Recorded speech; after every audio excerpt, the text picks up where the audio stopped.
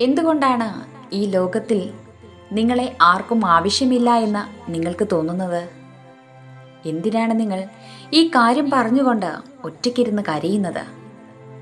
നിങ്ങളുടെ ജീവിതത്തിൽ നിങ്ങൾ എല്ലാവരാലും അവഗണിക്കപ്പെടുന്നുണ്ടെങ്കിൽ കാലമോ ലോകമോ നിങ്ങളെ ശപിക്കുകയല്ല.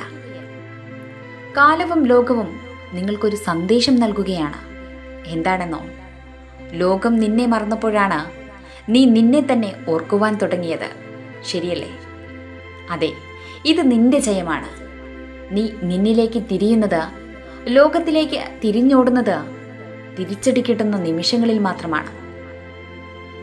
ഈ ലോകത്ത് എല്ലായ്പ്പോഴും ആരെല്ലാം അവനവനിലേക്ക് തിരിഞ്ഞിട്ടുണ്ടോ, അവനവൻ്റെ അനന്ത സാധ്യതകളെക്കുറിച്ച് അന്വേഷിച്ചിട്ടുണ്ടോ, അവർ ലോകത്തിൽ നിന്ന്, പ്രിയപ്പെട്ടവരിൽ നിന്ന്, വിശ്വസിച്ചവരിൽ നിന്ന് ഒട്ടും പ്രതീക്ഷിക്കാത്ത വേദനകൾ അനുഭവിക്കേണ്ടി വന്നപ്പോഴാണ് എല്ലാവരും അവനവനിലേക്ക് തിരിഞ്ഞത്.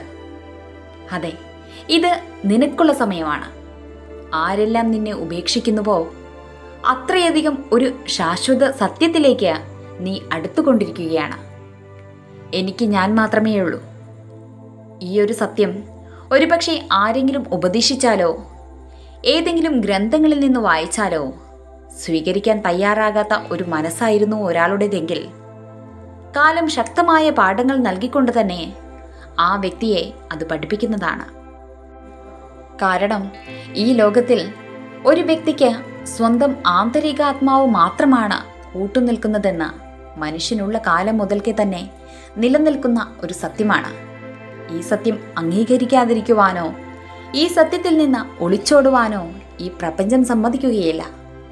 ഒന്നെങ്കിൽ ഒരു ഓമന കുഞ്ഞിനെ പഠിപ്പിക്കുന്നത് പോലെ അറിവുകളായി ഗുരുക്കന്മാരിലൂടെ അത് ഒരാളിലേക്ക് എത്തിച്ചിരിക്കും. അതിനു സന്നദ്ധനല്ലാത്ത ഈ ലോകത്തിന്റെ സുഖങ്ങളിൽ മുഴുകി ജീവിക്കുന്ന ഒരു വ്യക്തിക്ക് അനുഭവങ്ങൾ സമ്മാനിച്ച് അതിലേക്ക് എത്തിച്ചേർക്കുക തന്നെ ചെയ്യും. Thank you for watching. Please support, subscribe.